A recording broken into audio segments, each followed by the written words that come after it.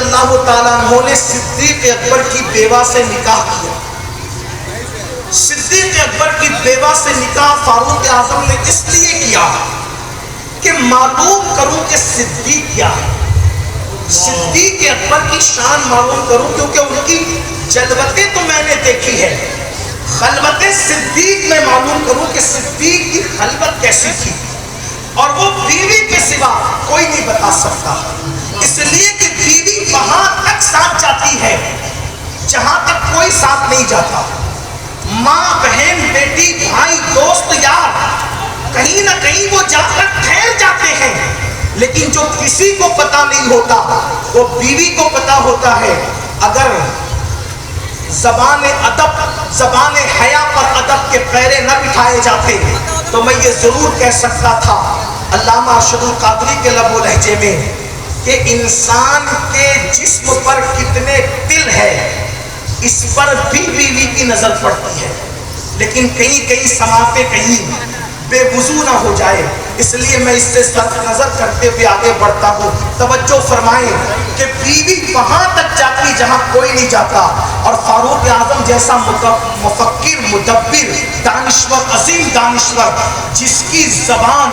وحی کے موافق خدا نے کر دی تھی, جس کے مشورے کی تائید میں قرآن میں کم و بیش 22 آیتیں نازل ہوئی, وہ فاروق اعظم نے سیدنا صدیق اکبر کی بیوہ سے اس لیے نکاح کیا کہ معلوم تو کروں کہ صدیق کی خلوتیں کیا ہے. اور جب ان کی بیوہ فاروق اعظم کی بیوی بن گئی تو پہلی رات میں صدیق اکبر کے بارے میں فاروق اعظم نے پوچھا کہ یہ بتاؤ, ان کی جلوتیں تو جانتا ہوں, ابو بکر کی راتیں کیسی تھی, خلوتیں کیسی تھی, تو اب بیوی کا بیان سن لو. کوئی کسی کے پاس جا کر کتنا بھی محترم ہو جائے, لیکن بیوی جو بیان کرتی ہے اس میں بہت صداقت ہوتی ہے. اور پھر یہ بھی یاد رکھنا, اللہ اکبر, بیویاں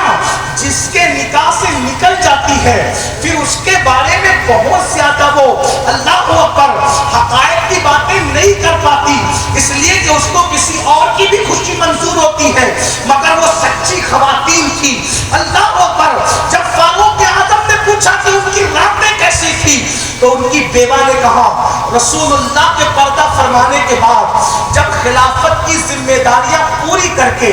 ابو بکر گھر آتے تو پوری رات مصلے پر گزارتے, آہو پکا کرتے ہوئے,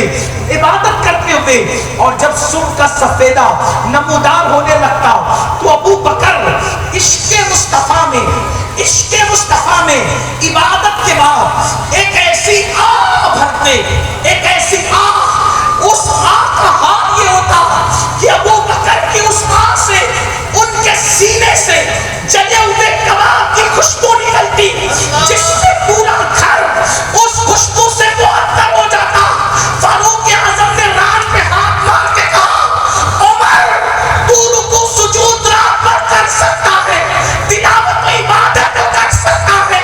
مگر وہ عشق کی آگ کہاں سے لائے گا, وہ بوئے کباب کہاں سے لائے گا, وہ جلا ہوا دل کہاں سے لائے گا جو ابو بکر کے پاس تھا. کاش عمر کی ماں نے اس کو مرد کی حیثیت سے نہ پیدا کیا ہوتا, میں ابو بکر صدیق کے سینے کا ایک بال بن جاتا. اس مضمون کو ہمارے مرشدوں میں مرشد جن کے شہزادے یہاں موجود ہیں, میر عبد الواحد بلگرامی رحمت اللہ علیہ نے سب سنابل شریف میں لکھا کہ اللہ کے رسول فرماتے ہیں ابو بکر کو جو مرتبہ ملا ہے وہ نفلی عبادتوں سے نہیں بلکہ اس کے دل کی وجہ سے اس کو یہ مرتبہ عطا کیا گیا ہے. اور ابو بکر کا دل کیا تھا, اللہ اکبر, وہ دل کی تمنا وقت کا مجدد یوں کرتا ہے, اللہ اکبر, بڑے مزے میں کہتا ہے اللہ اکبر کہ مورا تن من دھن سب پھونک دیا, یہ جان بھی پیارے جلا جانا, اور اس پر بھی تسلی نہیں ہوتی تو پھر یہ بات کہتا ہے, اے دل یہ سلگنا کیا,